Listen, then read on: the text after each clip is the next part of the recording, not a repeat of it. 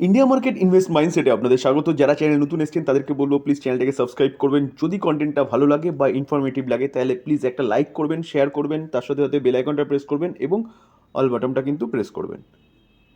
তাহলে কি হবে, তাহলে নোটিফিকেশনটা আপনার কাছে সঙ্গে সঙ্গে গিয়ে পৌঁছাবে এবং মার্কেট সম্বন্ধে কিন্তু আপডেট থাকবেন। দেখুন, আজকে কিন্তু অলরেডি আমরা একটা ভিডিও আপলোড করছি যেখানে কিন্তু এইচডিএফসি এএমসি সেই কোম্পানির ফান্ডামেন্টাল বিজনেস মডেল ডিটেলসে আলোচনা করেছি। কারণ মিউচুয়াল ফান্ডের বিজনেস বাড়ছে, মিউচুয়াল ফান্ডের বিজনেস বাড়লে কিন্তু এই অ্যাসেট ম্যানেজমেন্ট যে কোম্পানি সেই কোম্পানিরও কিন্তু বিজনেস বাড়বে। তো এই কোম্পানিটা কিন্তু লং টার্মের জন্য আপনি ভাবতে পারেন ইনভেস্টমেন্টের জন্য। চলুন, মার্কেট বন্ধ হয়ে গেছে, আজকে মার্কেট রিলেটেড নিউজ নিয়ে আলোচনা করি। প্রথমে যে কোম্পানি নিয়ে আলোচনা করবো সেই কোম্পানির নাম হচ্ছে পলিক্যাপ ইন্ডিয়া। দেখুন, কোম্পানিটা হাই মেরেছিল কত, 5,700।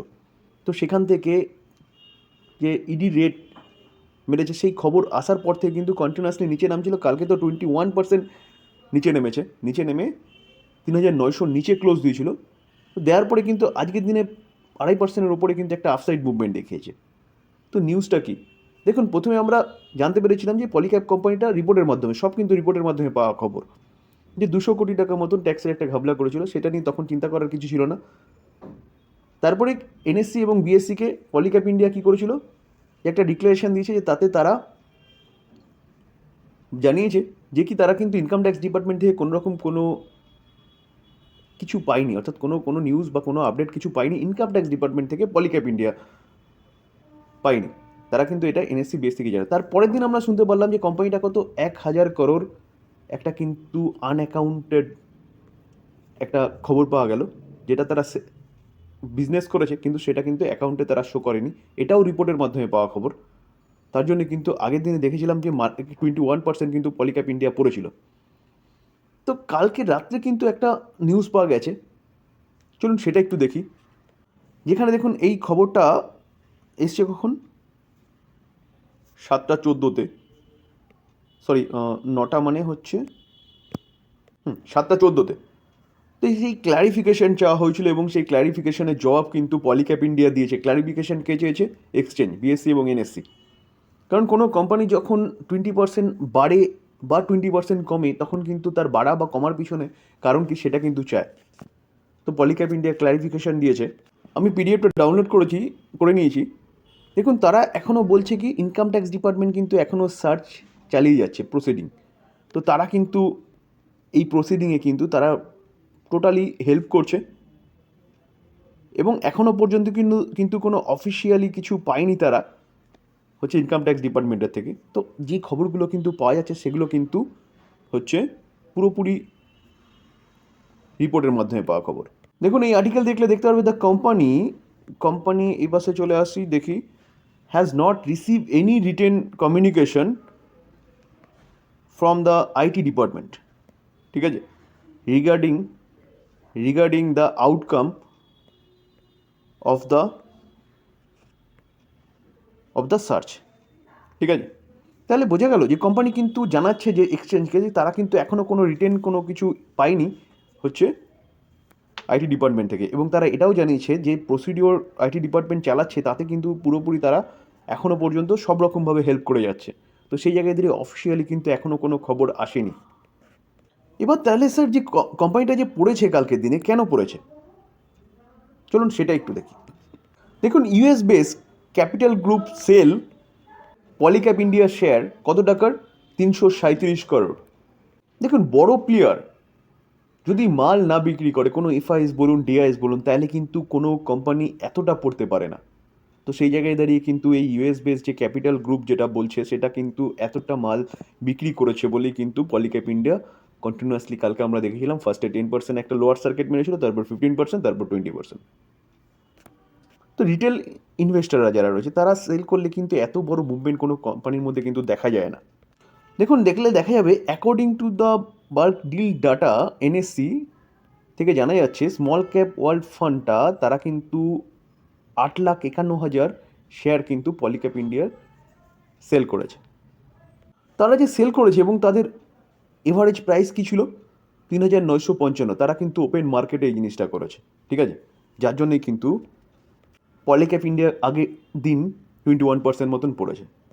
তো এই হচ্ছে টোটাল খবর পলিক্যাপ ইন্ডিয়া নিয়ে এখনও পর্যন্ত কিন্তু অফিসিয়ালি কোনো আপডেট পাওয়া যাচ্ছে না। তো সেই জায়গায় দাঁড়িয়ে অফিসিয়ালি যেহেতু কোনো আপডেট পাওয়া যাচ্ছে না, তো সেই জায়গায় দাঁড়িয়ে কিন্তু এই পলিক্যাপ ইন্ডিয়াকে এখনও পর্যন্ত বলা যায় না যে তারা কোনো রকম কোনো মানে ট্যাক্স চুরি করেছে বা এরকম কোনো লিগেশন এখনও পর্যন্ত অফিসিয়ালি কিন্তু কোনো কিছু বলা যাবে না। তো যার জন্য কিন্তু আজকের দিনে দেখুন, কালকে অতটা পড়ার পরে আজকের দিনে প্রায় 2.5% উপরে কিন্তু আফসাইড মুভমেন্ট দেখিয়েছে। চলুন নেক্সট নিউজে যাই। দেখুন এইচডিএফসি লাইফ ইন্স্যুরেন্সের কিন্তু রেজাল্ট ডিক্লেয়ার হয়ে গেছে। তো মার্কেট বন্ধ হওয়ার পরে রেজাল্ট ডিক্লেয়ারের কথা ছিল কিন্তু 3:30 কিন্তু আগেই রেজাল্ট ডিক্লেয়ার হয়ে গেছে।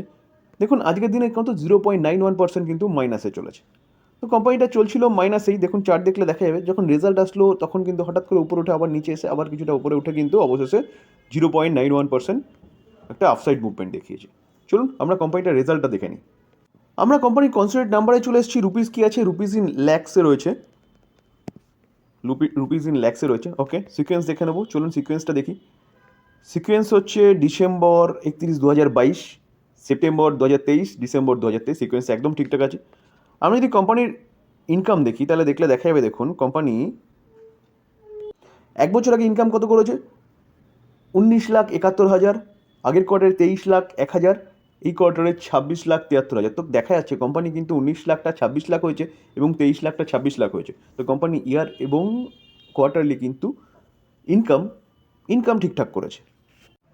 আমরা যদি কোম্পানির প্রফিট দেখি, দেখুন কোম্পানি এক বছর আগে কত 31,529, 33,219 হচ্ছে আগের কোয়ার্টারে, এই কোয়ার্টারে কিন্তু 36,944। তো কোম্পানি ইনকাম যেরকম ইয়ারলি এবং কোয়ার্টারলি বেড়েছে, সেরকমভাবে কোম্পানির কিন্তু ট্যাক্স দেওয়ার আগে যে প্রফিট, সেই প্রফিটটা কিন্তু ইয়ারলি এবং কোয়ার্টারলি বেড়েছে। তো এবার ট্যাক্স এবং এক্সেপশনাল আইটেম বাদ দিলে পরে কোম্পানির প্রফিট দেখলে দেখা যাবে, দেখুন এই কলমটা হচ্ছে সেইটা। তো কোম্পানি এক বছর আগে 31,592, আগের কোয়ার্টারে 37,820, আর এই কোয়ার্টারে কিন্তু 36,754। তো এখানে দাঁড়িয়ে কিন্তু একটা এক্সেপশনাল আইটেমের জন্য, যেটা হচ্ছে কোম্পানিটার আগের কোয়ার্টারে এটা এই দেখুন 4,601, এটা অ্যাড হওয়ার জন্য কিন্তু ইয়ারলি তো কোম্পানির প্রফিট বেড়েছে কিন্তু কোয়ার্টারলি কিছুটা ডিক্লাইন হয়েছে। তো এইটা কিন্তু ধরার মধ্যে পড়বে না, কেননা এটা ওয়ান টাইম। তো ওভারঅল দেখলে দেখা যাবে কোম্পানি কিন্তু পারফরমেন্স ভালো করছে, অর্থাৎ রেজাল্ট কিন্তু কোম্পানির ভালো হয়েছে। তো কোম্পানির রেজাল্ট কিন্তু ঠিকঠাক আছে। তো সেই জায়গায় দাঁড়িয়ে লং টার্ম ইনভেস্টাররা কিন্তু এই কোম্পানি নিয়ে চিন্তাভাবনা করতে পারেন লং টার্মের জন্য, যারা হোল্ড করছেন। ভালো কোম্পানি, ফান্ডামেন্টাল স্ট্রং কোম্পানি এবং এইচডিএফসি গ্রুপের কোম্পানি। চলুন নেক্সট নিউজে যাই। দেখুন ইনফোসিস কোম্পানি কিন্তু রেজাল্ট আগামীকাল হচ্ছে ডিক্লেয়ার হয়েছিল, গতকাল সরি। তো রেজাল্ট ডিক্লেয়ার হওয়ার পরে কিন্তু ইনফোসিসের মধ্যে একটা সেলিব্রেশন দেখা গেছে, 8%-এর ওপরে কিন্তু ইনফোসিস আফসাইড মুভমেন্ট দেখিয়েছে। এবার একজন কমেন্টস করেছে, স্যার রেজাল্ট তো খুব একটা ভালো হয়নি, তাহলে বেড়েছে কেন?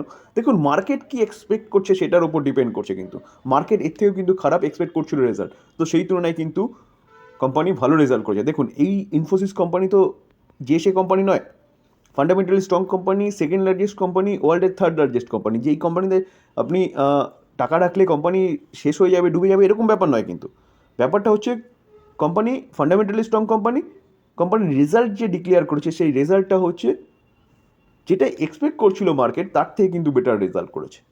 তো সেই জন্যই কিন্তু আজকে মার্কেট সেটা সেলিব্রেট করেছে, কারণ মার্কেট পড়েছিল কেন, কোম্পানি নর্থ আমেরিকা এবং ইউরোপের দেশগুলোতে ইনফ্লেশন এত পরিমাণে বেড়েছিল, সেখান থেকে কিন্তু অর্ডার অনেক কমে গেছিলো।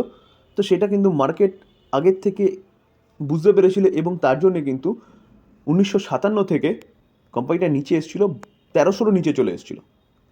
তো সেই জায়গায় দাঁড়িয়ে যেটা এক্সপেক্ট করেছিল তার থেকে বেটার রেজাল্ট করার জন্য কিন্তু আজকে 8% মতন বেড়েছিল। দেখুন লার্জ ক্যাপ ক্যাটাগরির কোম্পানি কত 6 লাখ করোড় হচ্ছে কোম্পানিটার মার্কেট ক্যাপ, সেই কোম্পানি আজকে 8% বেড়েছে, ভাবতে পারছেন? তো এই হচ্ছে ব্যাপার, ভালো কোম্পানি থাকলে কিন্তু স্যার ভালোই হবে। চলুন নেক্সট নিউজে যাই। দেখুন কোম্পানিটার রেজাল্ট বেরোনোর সঙ্গে সঙ্গে কিন্তু বিভিন্ন ব্রোকিং হাউস কিন্তু তার টার্গেটটাকে বাড়িয়েছে। যেমন যদি আমরা মতিলাল ওসওয়ালকে দেখি, তাহলে মতিলাল ওসওয়াল দেখলে দেখা যাবে কিন্তু তারা কোম্পানিটা টার্গেট কত দিয়েছে, তারা দিয়েছে হচ্ছে 1750।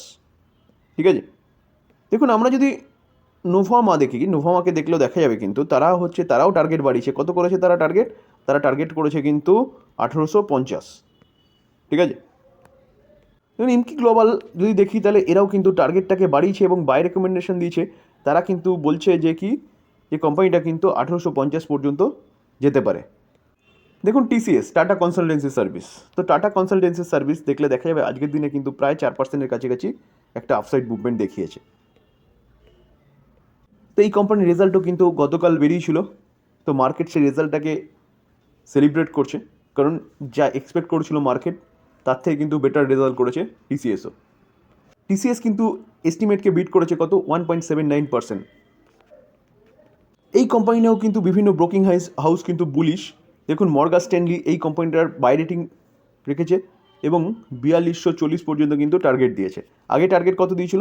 আগে কিন্তু 3900 দিয়েছিল, সেটাই কিন্তু বাড়িয়েছে কত 4240। দেখুন মতিলাল ওসওয়াল এরাও কিন্তু 4250 টার্গেট দিয়েছে। নোভামাও বাই রেটিং দিয়েছে এবং তারা কিন্তু 4500 টার্গেট দিচ্ছে।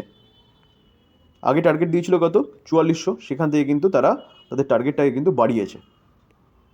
দেখুন কোটাক সিকিউরিটিস টার্গেট কত দিয়েছে 4115। তো এইভাবে দেখলে দেখা যাবে কিন্তু সব কটা ব্রোকিং হাউস কিন্তু টিসিএস নিয়ে বলিস এবং তারা কিন্তু টার্গেট আফসাইড টার্গেট দিয়েছে। দেখুন আমি কিছুদিন আগে কিন্তু ডিটেলসে এই আইটি সেক্টরের কোম্পানি নিয়ে আলোচনা করেছিলাম, যেখানে কিন্তু বলেছিলাম যে 2024 কিন্তু আইটি সেক্টরের জন্য ভালো হবে, কারণ কোম্পানিটা কিন্তু 2021 ডিসেম্বর থেকে কিন্তু কন্টিনিউয়াসলি নিচে পড়ছিল, কারণ ওই ইনফ্লেশন, নর্থ আমেরিকা এবং ইউরোপের দেশগুলোতে ইনফ্লেশন, এইসব ব্যাপার হচ্ছে কারণ ছিল।